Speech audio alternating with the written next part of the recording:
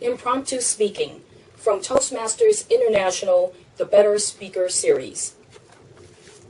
What's more challenging than preparing to give a speech?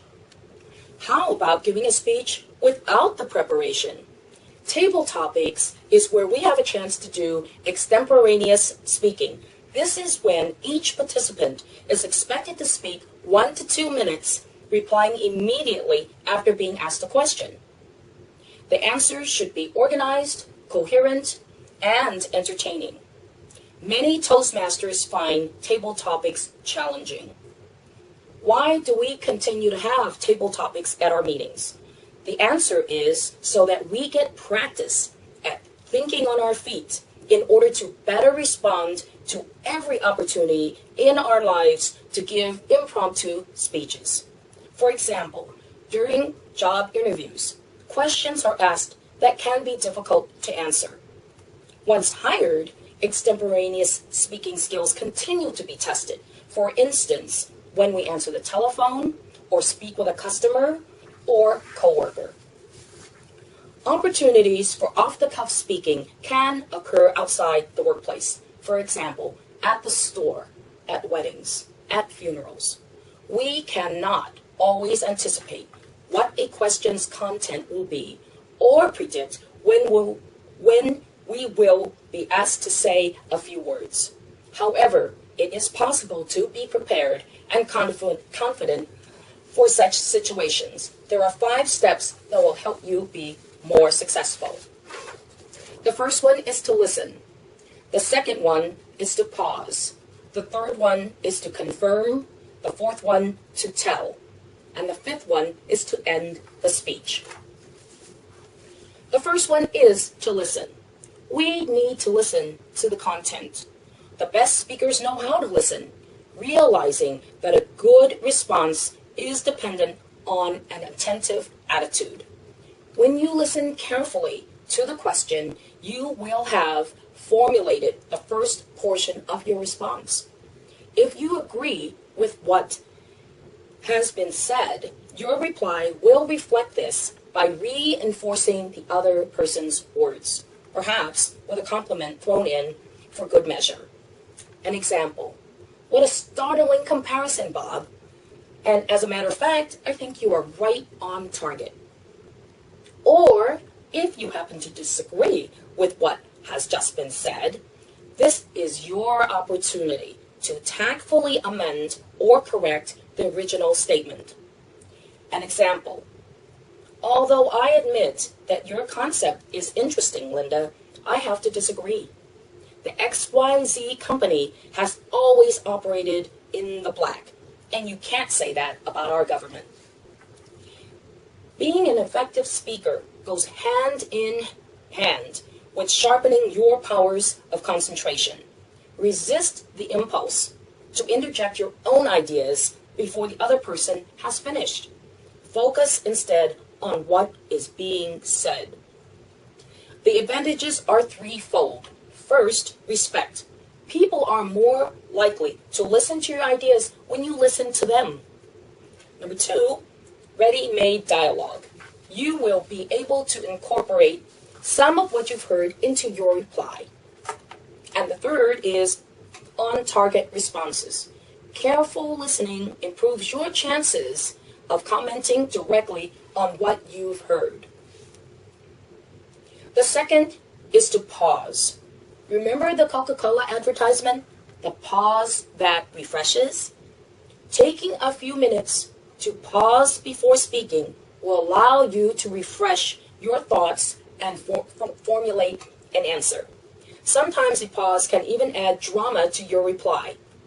Script writers know this and often have an actor wait a few beats before saying something especially profound or meaningful. Your pause can simply be a few seconds of contemplation, allowing you to organize your thoughts.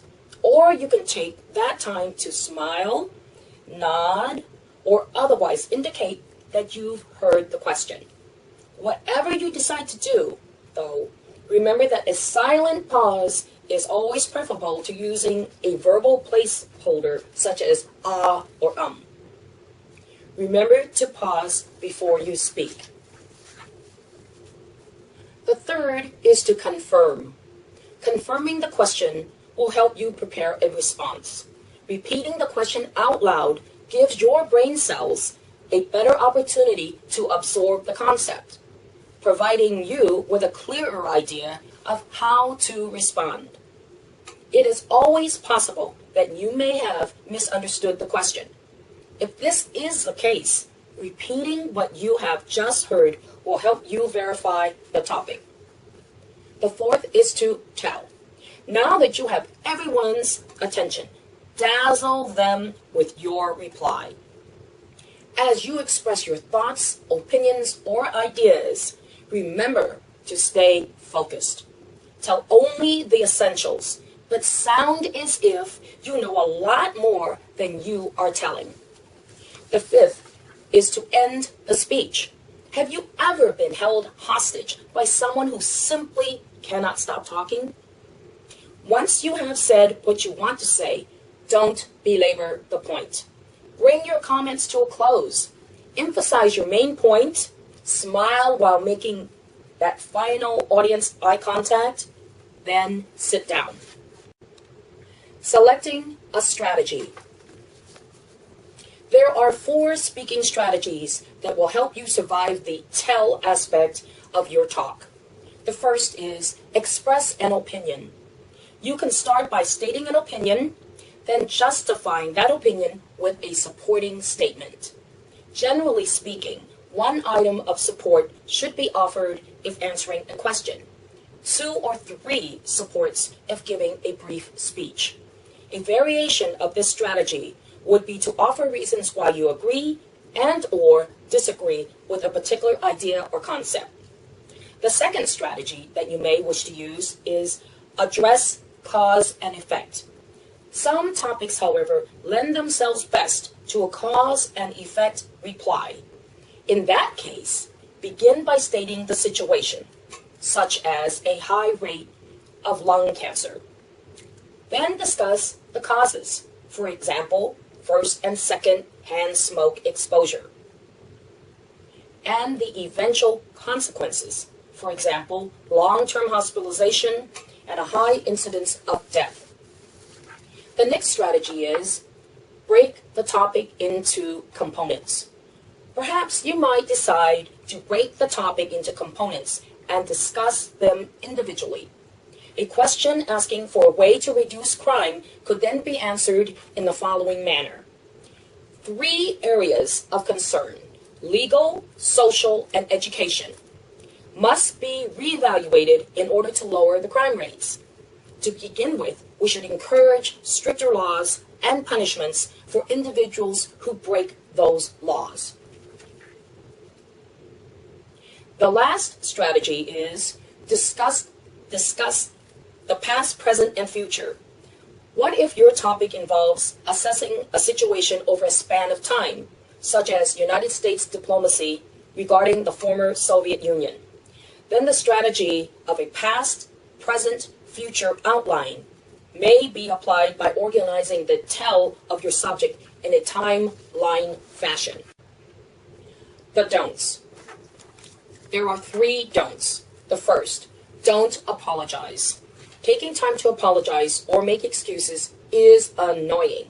If you're asked to substitute for someone else, inform the audience of the situation, and they will be willing to cut you some slack.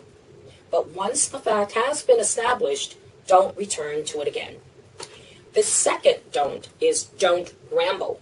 Don't repeat old statements, add new points, then backtrack again, on and on and on. One of the logical ways to wrap up a talk is to come full circle and restate your original points, but be brief. The last don't is don't invent. A skilled impromptu speaker knows that to bluff one's way through a speech or reply is risky at best. Strive for sincerity rather than inventiveness. If you don't know how to respond, say so. Then indicate your interest by asking a few questions in return. It is entirely possible that another person may be just as eager to try out their impromptu skills. For this particular don't, I am not referring to answering table topic questions at our Toastmasters meetings or at a contest, since inventing is fine under those circumstances, and when answering a table topics question, you don't ask someone else a question during your 1 to 2 minute response. Being able to think on your feet is an excellent mental habit to cultivate.